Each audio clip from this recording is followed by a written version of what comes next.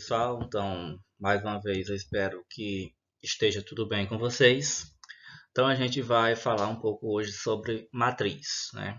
A introdução do conteúdo de matriz. Então, vamos lá. Primeiramente, uma definição, né?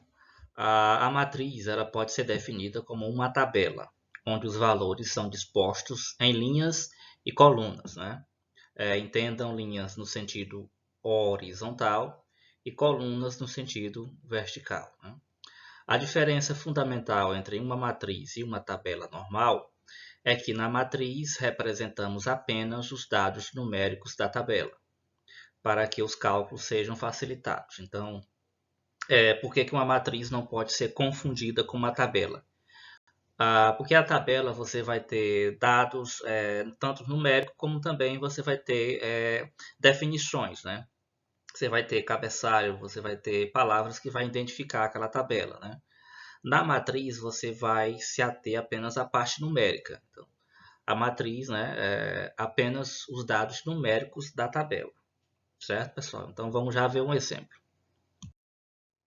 Aliás, mais de um exemplo, 4 exemplos, né? Nesse primeiro exemplo aqui, a gente tem uma matriz de ordem 2 por 4. Certo? Vamos entender porque que essa matriz é de ordem 2 por 4. Porque ela tem duas linhas, ó, e 4 colunas, certo? A gente diz que ela é uma matriz de ordem 2 por 4, ok? Então percebam aí ó, como é que é representado, né? A matriz ela pode ser com esses colchetes aqui, né? Ou pode ser também com parênteses, né? Colchetes ou parênteses, certo? O mais usual é esses colchetezinhos, certo? Então, o exemplo 2 aqui, ó, é uma matriz de ordem 3 por 3, né? Então, novamente, por que 3 por 3? Porque nós temos aqui, ó, 3 linhas e 3 colunas, né? A gente também pode chamar essa matriz aqui, no segundo exemplo, de matriz quadrada de ordem 3. Quando a gente fala só ordem 3, já está dizendo automaticamente que ela vai ter três linhas, né? E 3 colunas, certo? Por exemplo, se for uma matriz de ordem 4, isso quer dizer que ela vai ter 4 linhas e 4 colunas, certo? Bem, o terceiro exemplo aqui é uma matriz de ordem 1 por 3, né? Tem apenas uma linha e 3 colunas, certo? Ela também é chamada de matriz linha, que é apenas uma linha, ok? No nosso quarto exemplo, nós temos uma matriz de ordem 2 por 1, ou seja, duas linhas e uma coluna, né? Então, observe, pessoal, que a regra sempre é essa. O primeiro número que vem aqui corresponde à quantidade de linhas, certo? E o segundo número aqui corresponde à quantidade de colunas. Esse quarto exemplo aqui, essa matriz, ela é chamada também de matriz coluna. Beleza, pessoal? Vamos lá, vamos para algumas notações. Como é que é feita a notação em relação à matriz, né? Então, costumamos utilizar uma letra maiúscula do nosso alfabeto. As iniciais A, B, C, D, certo? São as mais usuais, né? Maiúscula para nomear a matriz, para dar nome à matriz, né? Bem, os elementos, esses numerozinhos que ficam dentro da matriz, né?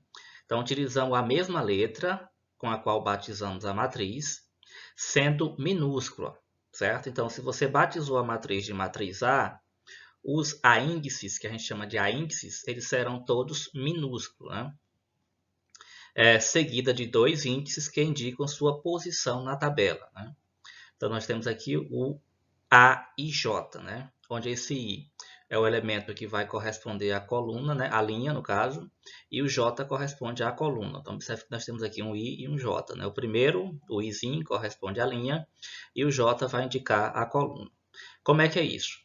Nós temos aqui o A23, tá? Isso quer dizer que esse elemento ele está na segunda linha, terceira coluna, certo? O 2 aqui está indicando segunda linha e o 3 está indicando que ele está na terceira coluna. Tranquilo, pessoal? Então, antes da gente partir para a matriz genérica, isso eu farei uma aula específica só para tratar da matriz genérica. Vamos conhecer os tipos básicos, né, das matrizes, né? Eu coloquei aqui só os principais, né? Onde esses aqui que estão mais para a direita são os mais trabalhados, que a gente mais conhece. Esses três aqui da esquerda, eles não são muito trabalhados, não são muito usuais, né? Então vamos começar aqui com a matriz identidade, né? A matriz identidade, a característica dela é que os elementos da diagonal principal, que é essa diagonal aqui, ó, tá? Compreenda logo que nesse sentido aqui, ó, nós temos uma diagonal principal. Nesse outro sentido, ao contrário, nós temos a diagonal secundária, né? Então, o que caracteriza a matriz identidade? Todos os elementos da diagonal principal são 1, certo? O número 1, positivo, né? E os outros elementos todos são 0, certo? Portanto, ela tem que ser uma matriz quadrada, né? E ela tem essa característica, certo? Bem, a matriz nula é lógico, né? Todos os elementos da matriz são 0, certo, pessoal? Bem, a matriz linha, que eu já citei até um exemplo no slide anterior, ela é formada apenas por uma linha. Não interessa a quantidade de colunas, né? Mas ela pode ter 5, 6 colunas, mas o que caracteriza uma matrizinha é que ela tem apenas uma linha, certo? A matriz coluna, ela tem apenas uma coluna, certo? Ela pode ter diversas linhas, mas o que caracteriza para ela ser chamada de matriz coluna é que ela tem apenas uma coluna, certo? Bem, uma matriz quadrada é uma matriz que vai ter a quantidade de linhas igual à quantidade de colunas, né? Ela pode ser uma matriz quadrada de ordem 2, duas linhas e duas colunas. Nesse caso aqui, é uma matriz quadrada de ordem 3, três linhas e 3 colunas. Ela pode também ser uma matriz quadrada de ordem 4, 4 linhas e 4 colunas. Certo, pessoal? A matriz triangular, o que caracteriza ela? Ó, abaixo da diagonal principal, você vê aqui uma formação triangular onde todos os elementos são 0. Ok? Então, essa é a característica da matriz triangular, certo? Bem, a matriz diagonal, o que caracteriza ela? Os elementos, você tem aqui os elementos da diagonal principal, são números, não é? Números significativos, positivos ou negativos. Mas todos os outros elementos são 0, certo? Todos os outros elementos são 0. Então, essa é a matriz diagonal. Tranquilo, pessoal? Vamos para cá, para essas matrizes aqui mais da esquerda, né? Essa matriz idempotente, o que caracteriza ela? Mais na frente, quando a gente vai ver, se eu estiver fazendo alguns cálculos com matrizes, a gente vai ter a matriz multiplicada por ela mesma, ou seja, a matriz ao quadrado, né? Então, deixa eu pegar até uma canetinha aqui, ó. Então, digamos que eu caracterizo essa matriz como matriz A e que eu vou fazer ela a matriz A ao quadrado, certo? Ou seja, eu vou pegar a matriz A, né? E vou multiplicar por ela mesma. Bem, o que é que caracteriza essa matriz multiplicada por ela mesma? Ela vai ficar igual a ela própria, né?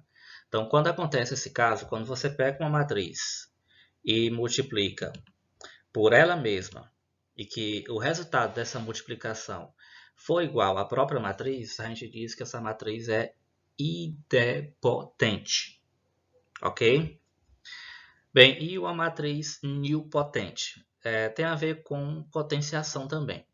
Só que aqui acontece o seguinte, você vai elevando, né, a matriz ao expoente, por exemplo aqui, se você elevou ela primeiramente ao quadrado, multiplicou por ela mesma, e se tornou uma matriz qualquer aqui, uma matriz B, certo?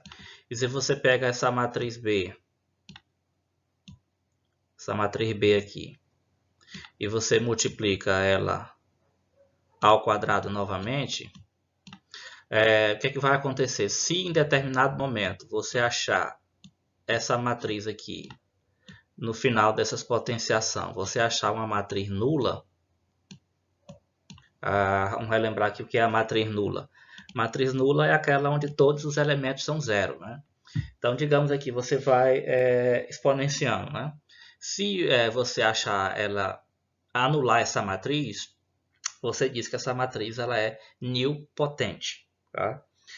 Como eu falei para vocês, isso aqui não é muito usual, a gente não trabalha isso aqui na prática, né? Muito, né? Bem, e para finalizar aqui, a matriz antissimétrica, né? Ela se assemelha um pouco com a diagonal, né? O que é que caracteriza aqui a antissimétrica? Na diagonal principal, os elementos são zero, certo? Ela é zerada na sua diagonal principal, né? Então, essa é a principal característica da matriz antissimétrica. Então, pessoal, por hoje é só. Mais uma vez, obrigado pela atenção e até a próxima.